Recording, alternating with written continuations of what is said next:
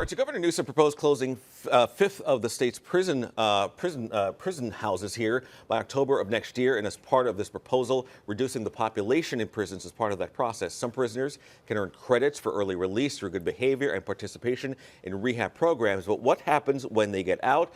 That is also crucial to keeping those prisoners on the correct track. One organization is helping with that process. Joining me now is Will Moffitt, President of California Support Services, and Nina Holmes, Director of Housing Services and Lead Care Manager. Thank you both for joining us today. Thank you for having us. And William, you have a special connection to starting something like this. Tell us a little bit about the reason why this is near and dear to you. Yes, it started off with my father, Willie Earl Moffitt. He has been helping so many people throughout the years, for over 20 years, and me watching him helping folks, whether they're homeless or coming out of incarceration, it's just been a blessing to see people being helped. And that's how California Services was born, after seeing him what he's doing, being able to take that legacy and keep it going. All right, so tell us a little bit about what California Support Services is going to do to help people that are being released out, back into society do. So we actually do a slew of things. It's not only the system-impacted population. We also help women and children, foster youth that are exiting the foster care, homeless, and veterans.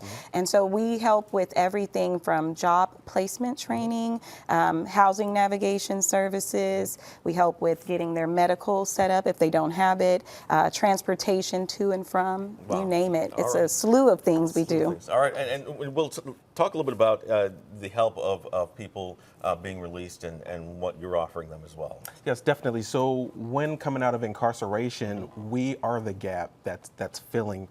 When coming out, they're the person that they will be able to call, whether they need help with getting a job, career placement, whether transportation to and from.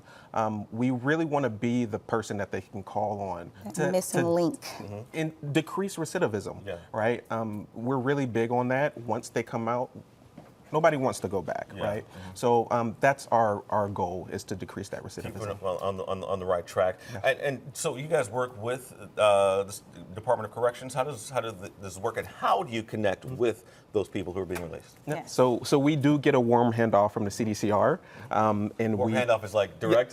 Direct. So So once the individual is in incarceration, we do a video call with them, understanding their needs when they come out, and assessing and seeing, pretty much creating a care plan, a game plan on how we will wrap around them when they come out. And once they're released, we meet up with them, we connect, and we start putting things in action. I don't think a lot of people know, but we watch the movies, and every time that someone gets released, they can just give them $100 for a bus ticket, and there's stuff in a bag. But this is there's really another layer to helping people transition out. It's a lot of moving pieces. A lot of the members that we help have been incarcerated for a lengthy amount of time, and so just coming out and navigating back in this new world, the technology, you can't even go on McDonald's without using a kiosk. So is that even part of the process of working with these folks that are coming out of prison? Yes, doing trainings.